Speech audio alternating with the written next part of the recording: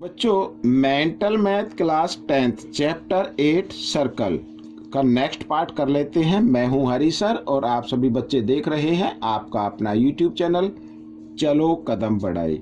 जो बच्चे हिंदी मीडियम में पढ़ते हैं उनके लिए अलग से चैनल है जिसका नाम है maths with Hari sir special Hindi medium के बच्चों के लिए। वैसे तो दोनों चैनल में कोई फर्क नहीं, लेकिन कुछ हिंदी मीडियम के बच्चे की उन्हें बिल्कुल ही हिंदी में समझ में आता है। हालांकि ये इंग्लिश मीडियम का, ये भी हिंदी में ही समझ लीजिए, कोई ज़्यादा इसमें मैं इंग्लिश यूज करता नहीं हूँ। जो बच्चों को समझ में आ जाए बस उतना ही है मैं इसमें यूज करता हूँ। तो नेक्स्ट पार्ट क्या कहता है आइए कर लेते हैं बच्चों। एक चीज़ और मेरे पास काफ़ी कमेंट्स आ रहे हैं कि सर प्लीज़ आप रीजन लेवल की बनाए, रीजन लेवल की वीडियो बनाए। तो बच्चों मैं एक तो ये बता दूं, मैं स्कूल में किसी गवर्नमेंट स्कूल में पढ़ाता नहीं हूँ, ठीक है। सेकंड, मेरे को नहीं मालूम कि रीजन लेवल में कौन से क्वेश्चन आती है। अगर आपके पास कोई क्वेश्चन है रीजन लेवल के तो आप मुझे सेंड कर दीजिए मेरे व्हाट्सएप पर, मैं उसके ऊपर वीडियो बना दूंगा, ठीक है। आइए करना शुरू करते हैं क्वेश्चन नंबर 21। तो क्वेश्चन नंबर 21 क्या कहता है, find the perimeter of triangle P Q R. P Q R आप देख ही रहे हैं, हमें क्या करना है, पेरीमीटर फाइंड आउट करना है बच्चों, ठीक है। पेरीमीटर मीन तीनों साइड का सम, ठीक है। अब यहाँ पर हम देखें कि यानी पी क्यू और क्यू आर और पी आर इन तीनों साइड का सम हमें क्या करना है, पेरीमीटर होता है। अब यहाँ पर देखो पी एम इक्वल है पी एल, यहाँ पर मैं लिख देता हूँ P M equal P L, ठीक है। ये टेंजेंट लाइन हो गई और इक्वल है ए सेंटीमीटर, तो क्या बोलेंगे टेंजेंट लाइन, ठीक है। टेंजेंट लाइन किसी भी एक्सटीरियर पॉइंट से टेंजेंट लाइन की लेंथ हमेशा क्या होती है, इक्वल होती है। तो यहाँ पर देखो अब आगे तो बच्चों इधर ये हो गया ना, तो क्यू एल और ये पी एल है और इधर ये क्यू एन, तो क्यू एन इक्वल है बच्चों किसके, क्यू एल के, और ये इक्वल है बच्चों सी के, ठीक है। सी सेंटीमीटर यहाँ पर लिख देते हैं, ये भी क्या है टेंजेंट लाइन है। इसी प्रकार इधर ये देख रहे हैं हम, तो बच्चों यहाँ पर ये एन आर या आर एन भी हम इसको बोल सकते हैं, ये इक्वल होगी किसके, एम आर के, और ये इक्वल है बच्चों ए सेंटीमीटर के, ए और सॉरी ये है बी सेंटीमीटर, ठीक है। इस तरीके टेंजेंट लाइन है। अब बच्चों देखो हमें जो ज्ञात करना है, हमें तीनों साइड का सम फाइंड आउट करना है, ठीक है। यहाँ पर मैं लिख देता हूँ perimeter of triangle P Q R में यानी पी क्यू जमा पी आर जमा प्लस मीन्स क्यू आर, ठीक है, पेरीमीटर। तो पी क्यू, अब पी क्यू में पी एल और क्यू एल आता है, तो पी एल कितनी है ए, ये हमें फाइंड, ये भी सी है और ये बी है, ठीक है। तो क्या रहा है पी एल में सॉरी पी क्यू में क्या रहा है ए और सी, तो यहाँ पर लिखेंगे पी क्यू की जगह ए प्लस सी लिखना है, प्लस पी आर यहाँ पर ए प्लस बी लिख दो, ए प्लस बी, और क्यू आर में बी प्लस सी, तो बी प्लस सी ये, ठीक है, ये पेरीमीटर होगा। अब हमने देखा कि ए भी 2 टाइम्स है, बी भी 2 टाइम्स है, सी भी 2 टाइम्स है, तो हम इसको लिख सकते हैं 2 ब्रैकेट में डाल के ए प्लस बी प्लस सी, इस तरीके से, ठीक है। तो ये आपका पेरीमीटर आ गया है सेंटीमीटर। समझ में आ गया, बहुत ही इजी क्वेश्चन था। आइए करेंगे क्वेश्चन नंबर 22। ये रहा क्वेश्चन नंबर 22, ठीक है ना, ये फाइंड आउट करना है। अब क्वेश्चन नंबर 22 में क्या करना है, angle find the value C B A, ये एंगल फाइंड आउट करना है सबसे पहले तो आपको, और इसमें है टेंजेंट पॉइंट ये सी, और साथ में जो इम्पोर्टेंट बात है एक्सटेंड किया गया है इसको PCA, यानी PCA ये पूरा एंगल क्या है, ये है बच्चों 110 डिग्री का। तो सबसे पहले आपको इसमें कंस्ट्रक्शन करनी होगी, सी को ओ से मिला दीजिए, ये रेडियस हो गई, ये क्या हो गई रेडियस, ठीक है, ये क्या हो गई रेडियस, यानी कि एंगल अगर मैं यहाँ पर देखूँ, ये आपको लिख लेना, मैं लिख नहीं रहा हूँ इसको, तो एंगल PCO इक्वल 90 डिग्री, ठीक है। क्या, क्योंकि टेंजेंट लाइन है ये, ठीक है, टेंजेंट पॉइंट है, यहाँ पर मैं लिख दिया सी इज ए टेंजेंट पॉइंट।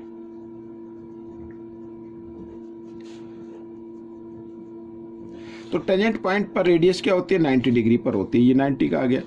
और बच्चों अब ये हमें ये एंगल फाइंड आउट कर लेना है पहले, ये वाला एंगल, ठीक है ना, ये और PCO हमने लिख लिया, PCO और PCA, यानी अब हमें फाइंड आउट करना है ACO। तो एंगल ACO कैसे आएगा?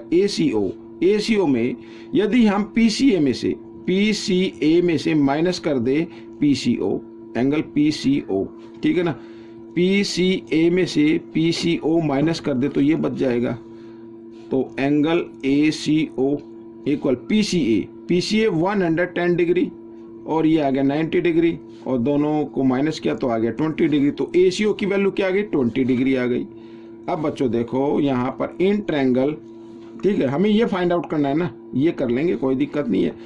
अब इन ट्रायंगल AOC, ये दोनों ट्रायंगल हैं, इन ट्रायंगल AOC, ये इस ट्रायंगल में, तो बच्चों OC इक्वल है OA, ठीक है, OC इक्वल है OA।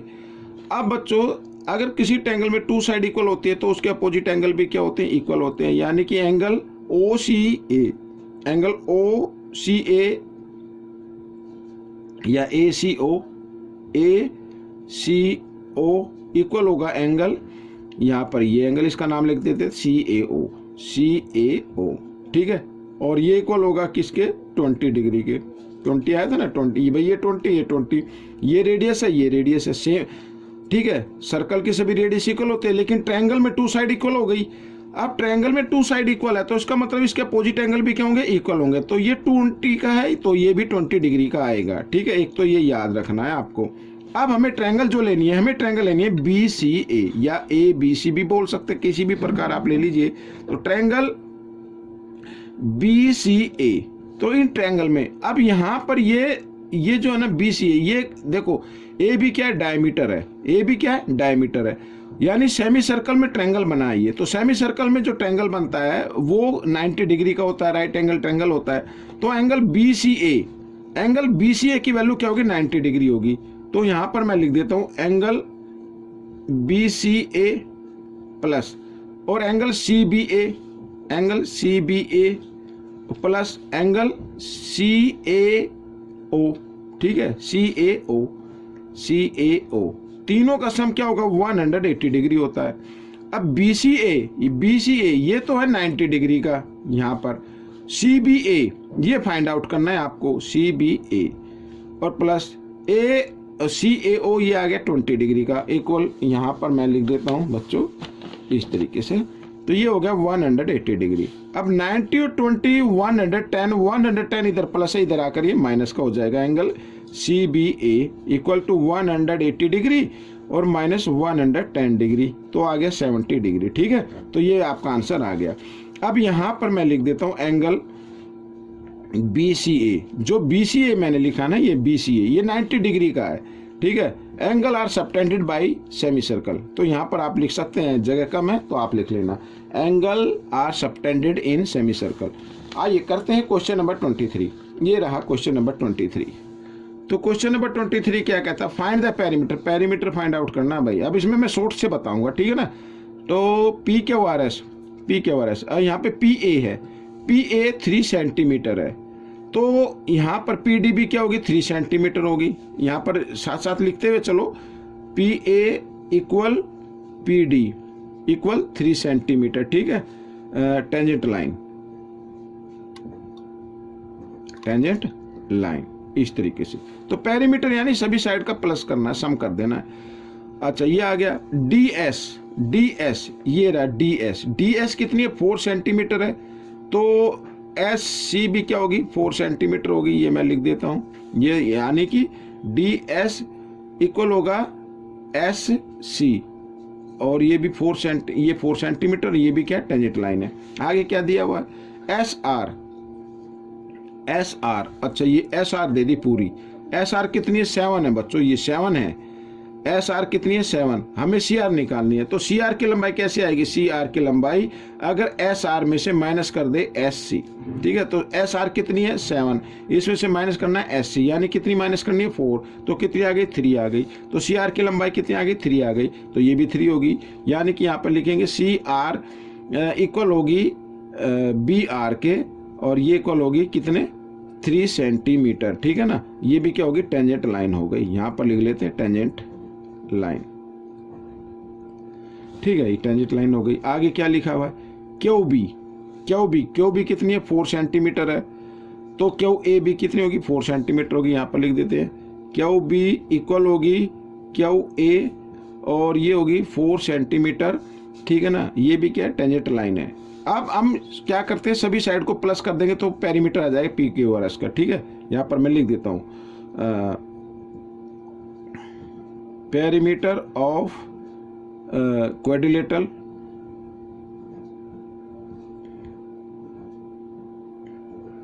P Q R S. तो क्या करना है, आपको सभी साइड को प्लस कर देना है, यानी P S plus S R plus Q R plus P Q, इस तरीके से सभी साइड को। अब पी एस को अगर हम प्लस करें तो इसमें 3 और 4 आता है, तो आप सीधा लिख लीजिए 3 4 प्लस एस आर को अगर प्लस करें तो 4 + 3 आता है, तो लिखो 4 + 3। और क्यू आर में भी 4 + 3 आता है, तो लिख दो 4 + 3। और पी क्यू में भी 4 + 3 आता है, तो लिख दो 4 + 3, ठीक है।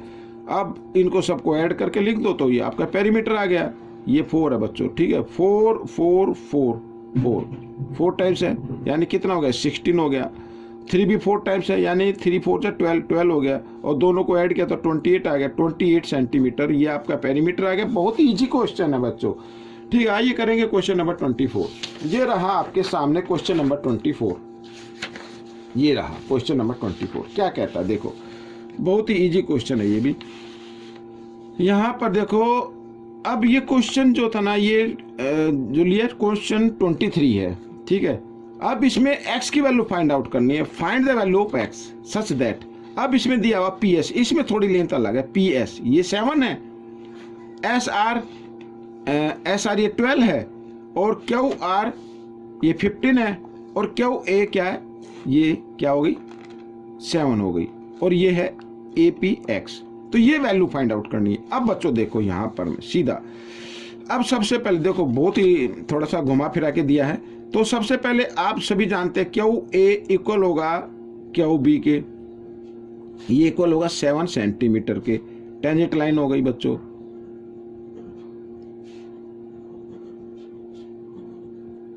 ठीक है, टेंजेंट लाइन आ गई।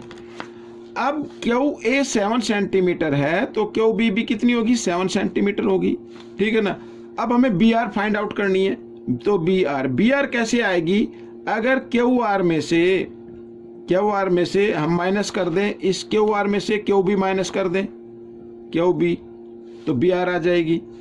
और क्यू आर कितनी है 15 है, 15 में से माइनस किया क्यू बी कितनी आ गई 7, तो ये कितनी आ गई 8 सेंटीमीटर आ गई। तो बी आर कितनी आ गई बच्चों 8 सेंटीमीटर। अब बी आर इक्वल है आर सी के,